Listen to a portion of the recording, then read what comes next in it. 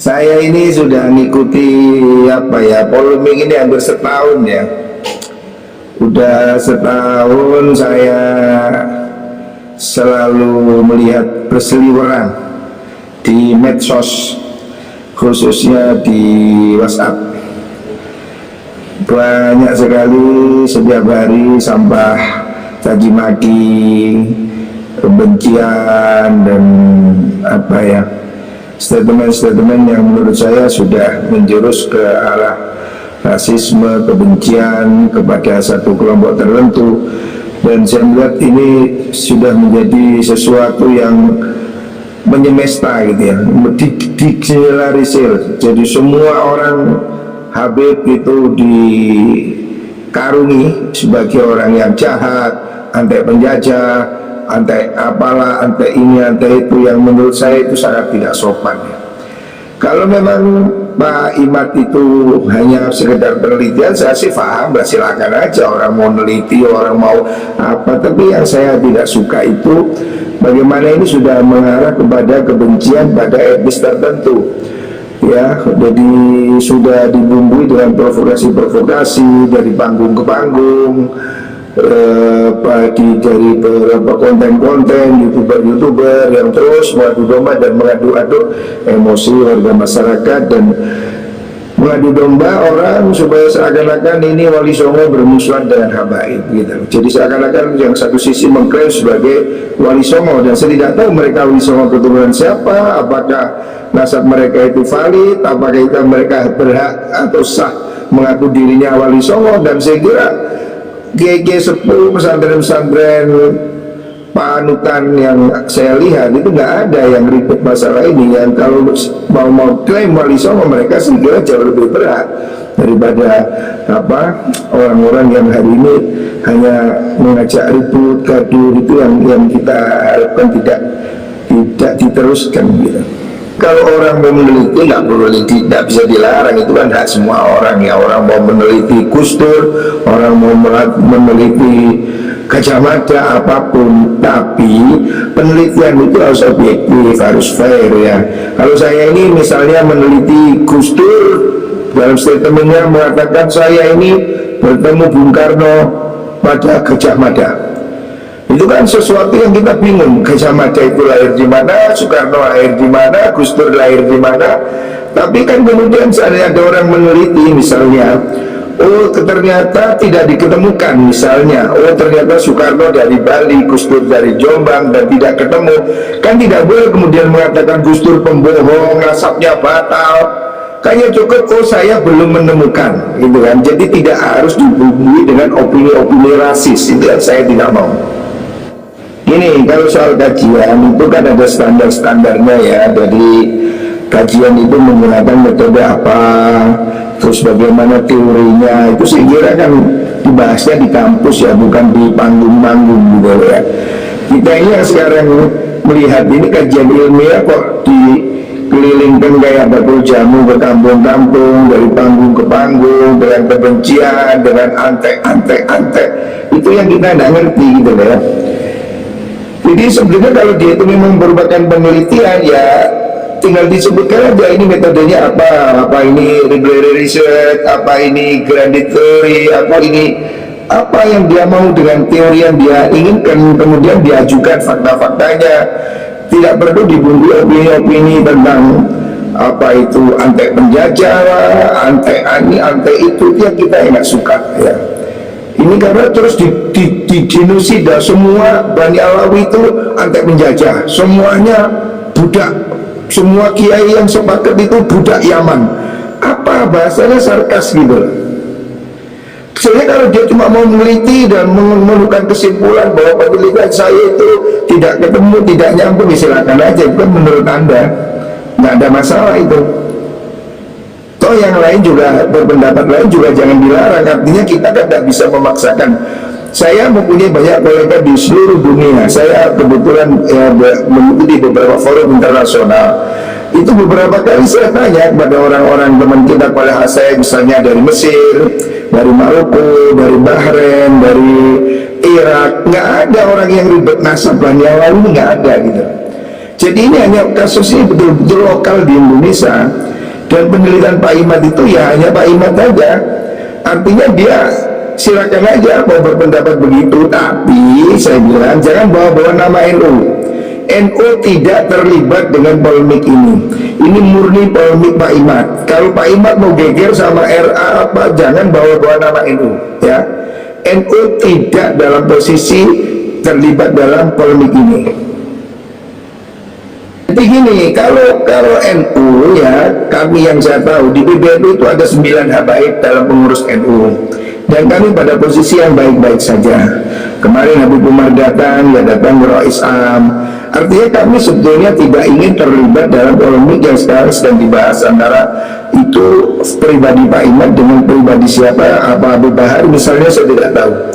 Tetapi ini kami tidak ingin NU terseret-seret, bahwa Pak Imad tidak berhak dirinya mewakili atau mengatasnamakan NU, karena PBNU tidak dalam posisi ikut dalam konflik itu.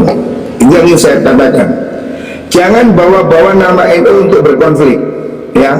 Kalau Anda mau meneliti, silakan. Penelitian itu saudara Imaduddin, dan itu juga termasuk yang saya kritik. Kenapa dia pakai situsnya RMI Banten, NU Banten? Itu juga tidak perlu, ya. Itu sudah saya katakan. Saya ketua PBNU bidang keagamaan yang membawa 6 lembaga, salah satunya RMI. Saya sudah menegur ketua RMI pusat agar jangan pakai situs RMI untuk berpolemik.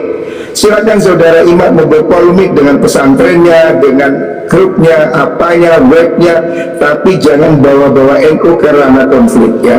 Saya tidak mau NU ini dibawa-bawa ke konflik yang tidak produktif. Ya, kajian itu boleh Pak, tapi yang tidak boleh itu kan dijual-jual di kampung-kampung, kemudian dibumbui dengan berbagai macam bahasa-bahasa yang sangat-sangat tidak pantas, ya. Kemudian menggeneralisir semua orang menjadi jelek itu. Saya melihat banyak sebetulnya habaib yang jadi jenderal, jadi polisi, jadi tentara, jadi pengusaha yang bekerja baik-baik, tapi kan yang dikesankan itu yang dawir, yang merkosa, itu kan sudah nggak benar gitu loh, nggak ada kaitannya dengan nasab gitu loh. Memalsu makam, emang siapa pas semua Habib? Tunjuk aja siapa yang malsu, ya itu urus. Siapa yang merkosa, itu tangkap.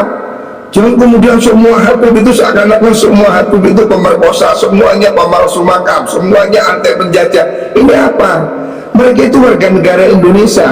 Mereka sudah jadi WNI, sudah hidup bersama kita. Kata-kata pribumi, non-pribumi itu adalah kata pemecah belah, ya. Dulu orang etnis Cina itu sudah tidak boleh disebut non-pri. Hari ini kenapa kita mau ngomong Habib sebagai imigran Yaman, budak Yaman? Apa-apaan itu, bahasa apa itu? Kajian itu diuji di kampus, diuji di forum ilmu, ya, dengan adab, silahkan, ya. Dan ujung-ujungnya ya harus objektif. Oke, ini ketemu, ini tidak ketemu, nggak usah ditambahi dengan antek ini, antek itu, apa-apaan itu kan sudah nggak objektif. Kalau soal nasab Abdul Qadir pun juga dipermasalahkan. Dulu sebelum orang mempermasalahkan Bani Alawis, nasab Abdul Qadir itu sudah dipermasalahkan. Tapi kan nggak ada geger Syekh Abdul Qadir. Ya sudah, yang setuju ya setuju, yang nggak setuju ya setuju. Selesai, sebetulnya sederhana. Anda tidak percaya nasab Bani Alawi, ya sudah, nggak masalah. Saya juga nggak maksa, itu juga bukan rukun Islam. Tapi yang saya lihat eksesnya apa? Pak Imad ini pidatonya di mana-mana itu haram cium Habib, haram apa, haram apa-apaan itu, gitu loh. Itu sudah bukan ilmiah. Kalau cuma dia ilmiah itu ditulis, diajukan buktinya, oh itu tidak ada masalah, tidak ada masalah. Yang kita tidak setuju itu ketika ini jadikan alat propaganda untuk membenci kelompok tertentu. Coba Anda lihat, Anda jujur sama saya satu grup, lihat gimana orang di grup itu. Semua Bani Alawi itu sudah menjadi sasaran genosida opini. Saya bilang ini sebagai genosida. Semuanya itu antek penjajah, antek apa, antek ini. Saya melihat ini sudah bayangkan orang-orang yang sudah berjasa, orang-orang yang sudah mati masih dimaki-maki semua. Padahal kita ini kalau mau jujur, apa sih amal kita ini, apa sih kehebatan kita ini kok sedemikian gagah berani cara mencaci maki orang? Itu yang saya nggak mau. Kan saya katakan, Imam Ghazali itu mengatakan kalau Anda tidak pernah mencaci setan, kurang jahat gimana setan? Atau Fir'aun, sang pembunuh, Anda seumur hidup tidak pernah mencaci Fir'aun, Tuhan tidak akan bertanya. Tidak ada perintah mencaci setan, tidak ada perintah mencaci Fir'aun. Anda tidak berdosa kalau Anda tidak mencaci maki Fir'aun. Tapi kalau Anda mencaci orang yang mungkin dia benar di depan Allah, Anda akan mengadu pengadilannya. Maka saya ingin mengatakan, hentikan caci makinya. Kalau Anda itu di bahasan ilmiah, silakan ajukan argumentasinya dan tidak perlu dibuat alat propaganda. Ya, silakan Anda tunjukkan bukunya, Anda tunjukkan, itu tidak ada masalah. Saya tidak menolak orang berpikir, itu hak semua orang. Anda kalau cuma mau berpikir bahwa penelitian saya adalah begini, Gus Dur bukan cucunya Gajah Mada, Gus Dur bukan cucunya Joko Tingkir, saya nggak marah, nggak ada masalah. Dan kalau Anda bilang Gus Dur pembohong, itu soal lain, ya. Itu aja. Ya, kita meyakini bahwa Habib itu memang bernasab bersambung pada Rasulullah, dan itu ketum sudah memberikan statement terbuka. Dan dulu Gus Dur juga sudah, hari ini sudah pernah terjadi pada zaman dahulu, dan Gus Dur juga sudah pernah memberikan statement terbuka. Hari ini Ketua Umum PBNU sudah mengatakan, nggak usah nanya dalil, nggak usah nanya kitab, itu kan bahasa yang sudah ngepok gitu kan. Jadi kalau kita percaya, nggak ada masalah gitu. Makanya kalau Pak Imad tidak percaya, silahkan, tapi jangan mengatasnamakan NU. Ya, itu pendapat saudara Imaduddin, silahkan. Dia boleh, ya, dia boleh berpendapat, tapi dia tidak boleh membawa institusi NU untuk berkelahi. Jadi gini Pak, nasab ini tidak datang tiba-tiba hari ini, seperti yang hari ini ada orang ngaku keturunan Wali Songo melalui jalur Musa Al-Kadhimi. 12 abad saya tidak pernah mendengar, hari ini ada yang baru ngaku. Ini baru aneh. Kita sejak dulu, keluarga saya punya silsilah ke Sunan Giri, itu melalui Azmat Khan Ba'alawi, itu kami terima turun-temurun. Hari ini ada orang baru ngaku Wali Songo keturunan Musa Al-Kadhimi, Al-Bukhari, Al-Musawi. Itu aneh. Karena apa? Kami belum pernah dengar sebelumnya. Tapi kalau nasab Bani Alawi ini Pak, ini sudah ada di seluruh dunia. Saya sudah bertanya langsung pada tokoh-tokoh internasional, ulama-ulama di berbagai belahan dunia. Jadi Bani Alawi ini tidak hanya di Indonesia. Bani Alawi itu bukan hanya soal Habib Rizik atau Habib Bahar. Bani Alawi ini ada di Mesir, ada di Yordan, ada di Turki, ada di Bahrain, bahkan ada di Pulau Komoro. Di Afrika sana saya pernah ketemu muftinya, itu namanya Jamalul Lail, Bani Alawi juga. Itu yang kemarin saya ketemu di Bahrain, itu salah satu muftinya juga bangsa Jamalul Lail, dari Bani Alawi juga. Jadi Bani Alawi ini nasab yang sudah dikenal seluruh dunia. Anak saya ada di Mesir, di sana ada Baitul Ashraf. Dicek di Mesir, ya sudah mereka mengakui Bani Alawi ini, gitu loh Pak. Jadi bukan ngarang, jadi tidak harus kitab sezaman. Itu kan teorinya Pak Imam. Saya ini cucu Sunan Giri. Dari siapa? Dari ayah saya, kakek saya. Kami punya catatan. Anda percaya boleh, Anda tidak percaya boleh. Tidak semua ada di kitab gitu. Karena tidak ada kitab sensus penduduk internasional. Apa yang Pak Imad sebut sebagai kitab sejarah Mubarakah misalnya, itu hanya kitab kecil yang mencatat sebagian nama. Contohnya Syekh Abdul Qadir Jailani itu tidak ada di kitabnya si Imad sejarah Mubarakah itu. Dan buahnya nasab yang tidak disebut di situ. Jadi jangan bayangkan kitab zaman dahulu itu merupakan kitab sensus penduduk, ya.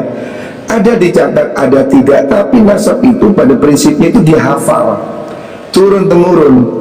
Ini sudah terjadi di masa Rasulullah SAW. Rasul itu dalam hadis Bukhari disebutkan Rasul menerima tamu wafdu Bani Qais. Itu datang dari Bahrain, datang ke Madinah. Nabi ditanya pada mereka, Manil kaum, Anda siapa? Mereka mengatakan Rabi'ah, kami keturunan klan Rabi'ah. Klan Rabi'ah itu orang yang hidup 500 tahun sebelum Nabi. Itu bertemu di cucu kakek Nabi Adnan.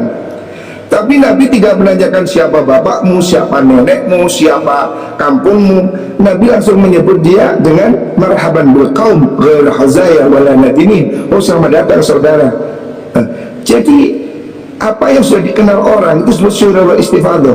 Dan ini ada dalilnya, Sahih Bukhari. Rasulullah menerima wafdu Bani Qais yang datang dari Bahrain mengaku cucu dari klan Robi'ah. Robi'ah itu 500 tahun sebelum Rasulullah, dan itu Nabi terima, tidak perlu catatan, tidak perlu buku, tidak perlu tanya.